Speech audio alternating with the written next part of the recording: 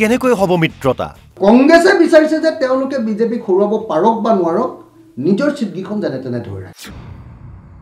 যদি আমি সিৰিয়াছ আমি ভাবোঁ তেতিয়া নিশ্চয় আমি কিছুমান কথা মিডিয়াৰ সন্মুখত নহয় কৈ পেলাই তেখেতে মিত্ৰতা বিচাৰেনে কংগ্ৰেছক ভাবুকি দি বহতীয়া কৰিব বিচাৰিছে সেই কথা মই নাজানো। বাৰে বাৰে আউল লাগে বিৰোধীৰ ঐক্যত।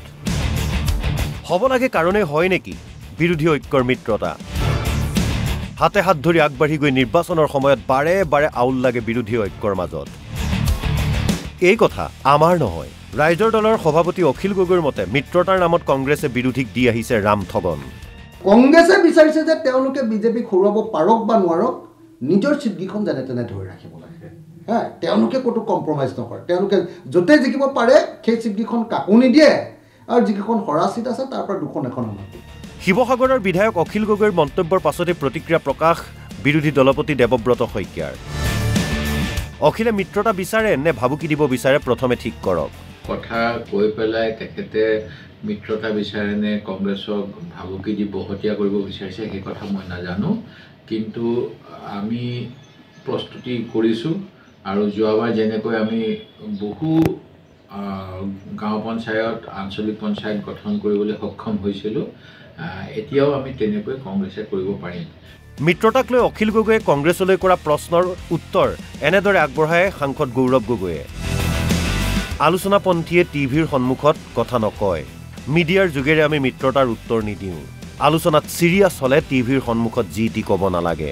আৰু আলোচনা কেমেৰাৰ সন্মুখত নহয়, মিডিয়া বাইটৰ পৰা আমি এটা কথা শুনিম, মিডিয়া বাইটৰ যোগেদি আমি উত্তৰ দিম, এই ধৰণৰ আলোচনা হয় নেকি? যদি আমি গভীৰভাৱে আলোচনা কৰিবলৈ বিচাৰোঁ তেতিয়া নিশ্চয় আমি এটা ভাল সময় ওলাই আমি কথাখিনি পাতিম।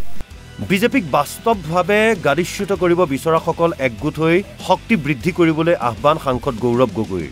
যিসকলে বাস্তৱভাৱে বিজেপি চৰকাৰক আঁতৰাবলৈ বিচাৰে, আমি সকলোৱে যিসকলে আমি সিজনৰ প্ৰতি আমাৰ ভাল মনোভাৱ আছে, আমি সকলোকে একত্ৰিত হোৱা, সকলৰ শক্তি বৃদ্ধি হোৱাটো বিচাৰোঁ, আমি সকলোৱে নিশ্চয় একগোট হ'ম।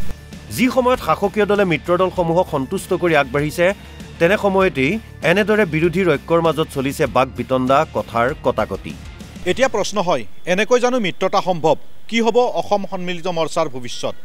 ভিডিঅ' জাৰ্নেলিষ্ট অনুজৰ সহযোগত বিচিত্ৰ ৰাজবংশী, NB নিউজ।